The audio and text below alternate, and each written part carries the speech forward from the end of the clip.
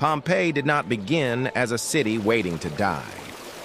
Long before the eruption of Mount Vesuvius, Pompeii was a busy Roman town in Campania, southern Italy. Around 20,000 people may have lived there, surrounded by vineyards, farms, shops, and wealthy villas. Its streets were filled with merchants, workers, politicians, slaves, families, and travelers. The city had everything a Roman community needed. There were public baths, temples, markets, taverns, bakeries, and a large amphitheater. People walked through streets paved with stone, bought food from small shops, and gathered in public spaces. And above all of them stood Vesuvius. But it did not look like the monster we imagine today. Its slopes were fertile, covered with vegetation and agricultural land. People lived around it because the soil was productive. There was no obvious reason for an ordinary person to believe that the mountain would one day bury their city. Pompeii was not living in the shadow of an active volcano. It was living on top of one. Archaeological discoveries continue to reveal how ordinary life was unfolding right up until the catastrophe. The disaster did not begin with a single dramatic explosion that everyone immediately understood. Instead, the region had experienced earthquakes and other disturbances before the eruption. In the ancient world, there was no modern seismology, no volcanic monitoring equipment, no emergency warning system, and no scientific explanation that could tell ordinary people exactly what was happening underground. For the people of Pompeii, another earthquake might have been frightening, but it was not necessarily a reason to abandon their homes and run for their lives. They had lived with tremors before. Buildings could be repaired, walls could be rebuilt, life could continue. But beneath Vesuvius, pressure was building. Deep underground, magma was moving upward toward the surface. The mountain that had appeared so ordinary for generations was becoming increasingly dangerous. Eventually, that pressure would have nowhere left to go. When Vesuvius finally broke open, the people of Pompeii would have only a short time to understand what they were seeing. And by then, escape would already be becoming difficult. Sometime in AD 79, Vesuvius erupted with enormous force. The exact calendar date remains debated by historians and archaeologists, although the traditional date is August 24th, and archaeological evidence has also supported a later date in the autumn. What is not in doubt is the scale of the eruption.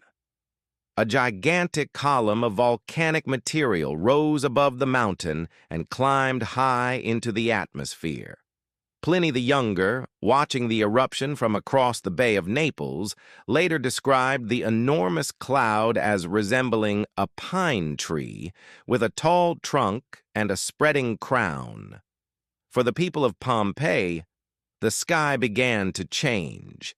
Ash and pumice started falling over the city. At first, some residents may have remained in their homes, hoping the eruption would stop. Others began to leave. The streets slowly became covered with volcanic debris, while pieces of pumice fell from above. The mountain was no longer simply erupting in the distance. It was raining down on Pompeii. And every hour that passed made the city harder to escape. As the eruption continued, enormous quantities of pumice and ash accumulated across Pompeii. The material piled onto roofs, streets, courtyards, and buildings. Roofs that had been designed to support ordinary weather were now carrying a growing weight of volcanic debris. Some buildings began to collapse. Inside the city, people were forced to make terrible decisions. Should they remain indoors and hope the eruption ended? Should they try to escape through streets that were becoming increasingly difficult to cross? Should they search for relatives before leaving? There was no emergency authority giving clear instructions. No modern evacuation route existed. There was simply confusion, fear, and the constant sound of the eruption. Some people gathered whatever belongings they could carry. Others may have attempted to protect themselves inside buildings. Some headed away from the city. But Vesuvius continued to erupt. The longer the eruption lasted, the more dangerous every road became. Pompeii was slowly disappearing beneath the material falling from the sky. As darkness approached, the situation became even more terrifying. The sky was filled with volcanic ash, and visibility became extremely poor. For people caught in the disaster, it was no longer simply a matter of watching a volcano erupt. The entire environment around them had changed. Imagine standing in a Roman street that you have walked through hundreds of times, but suddenly you cannot see the buildings around you. Ash is falling through the air. The ground is shaking. People are shouting for their families. The air is becoming difficult to breathe, and the sound of collapsing structures can be heard nearby. Some people tried to escape while they still could. Others sheltered inside their homes. Some waited, perhaps believing that the worst would soon be over. But the eruption had entered a much more dangerous stage. Across the Bay of Naples, Pliny the Younger later described the terrifying darkness and confusion experienced by people watching the eruption. His surviving letters provide one of the most important ancient accounts of the disaster. For those trapped near Vesuvius, the darkness was only the beginning. Thousands of people attempted to flee the disaster zone. Some carried possessions, some searched for family members, others simply ran, hoping to put as much distance as possible between themselves and the volcano. But escaping Pompeii was becoming increasingly difficult. Volcanic material covered roads and blocked entrances. Buildings had collapsed. Ash filled the air. The darkness made movement dangerous. People who had waited too long now faced an impossible situation. The safest route was no longer necessarily the easiest route. The eruption was also producing enormous amounts of heat and volcanic gases. The people of Pompeii did not know the scientific term for what was coming. They did not know about pyroclastic density currents or how quickly they could travel. They only knew that something terrifying was approaching, and some people would not escape in time. The most devastating phase of the eruption came when extremely hot volcanic currents surged through the region. These fast-moving mixtures of hot gas, ash, and volcanic particles could travel rapidly and overwhelm people who were still nearby.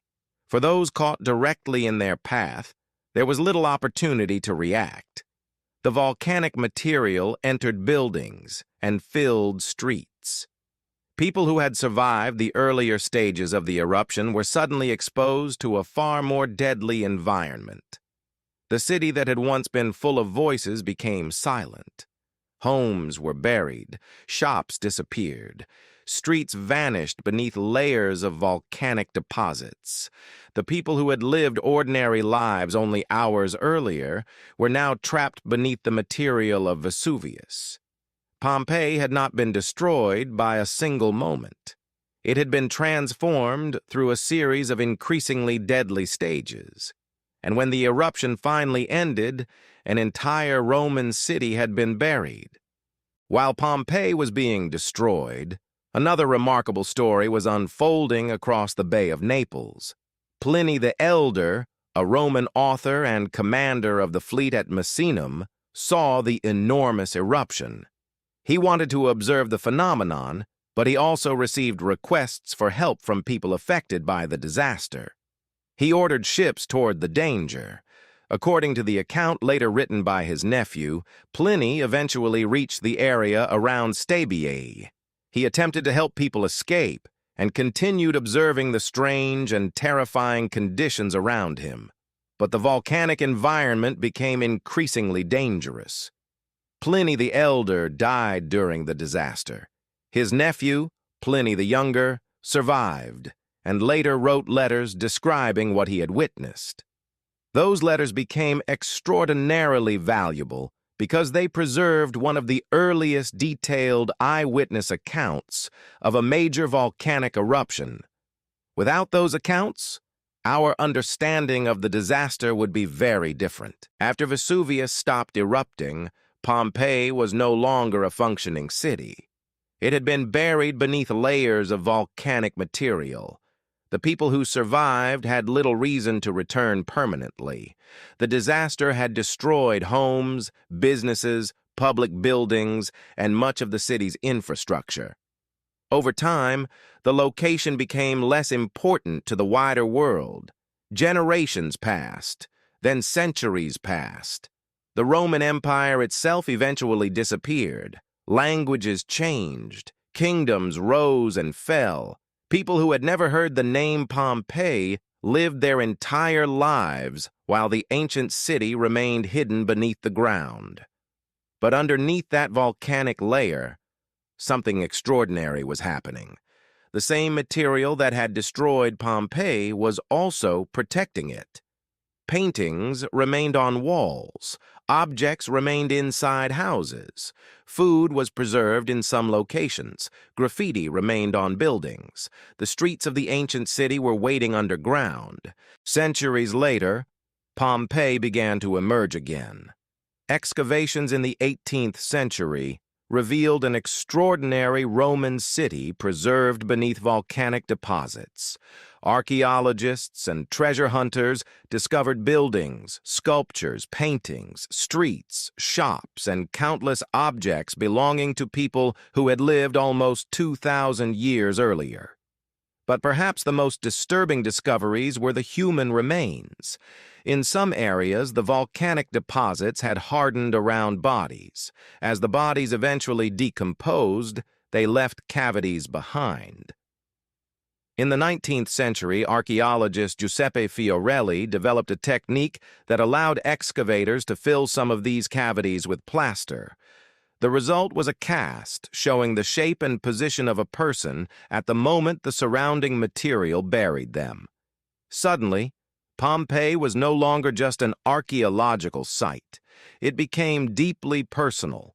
The city revealed not only how Romans built their homes or cooked their food, but also how ordinary people experienced one of history's most devastating natural disasters. Today, people can walk through the streets of Pompeii and see a world that existed almost 2,000 years ago.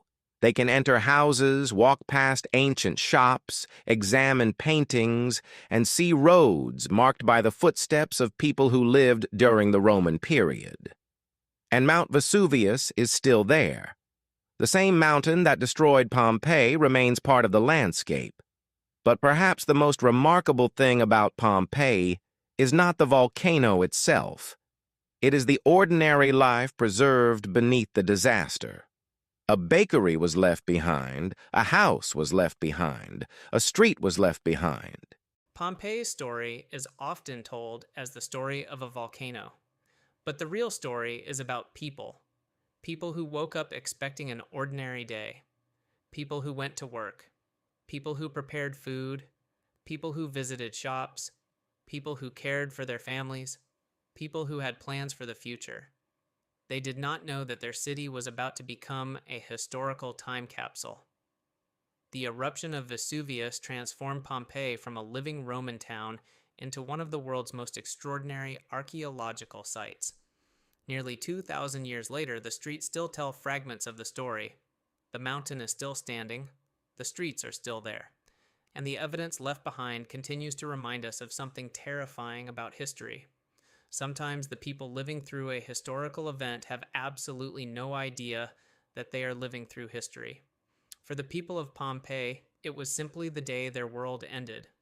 For us, nearly 2,000 years later, it became the day the ancient world was frozen in time.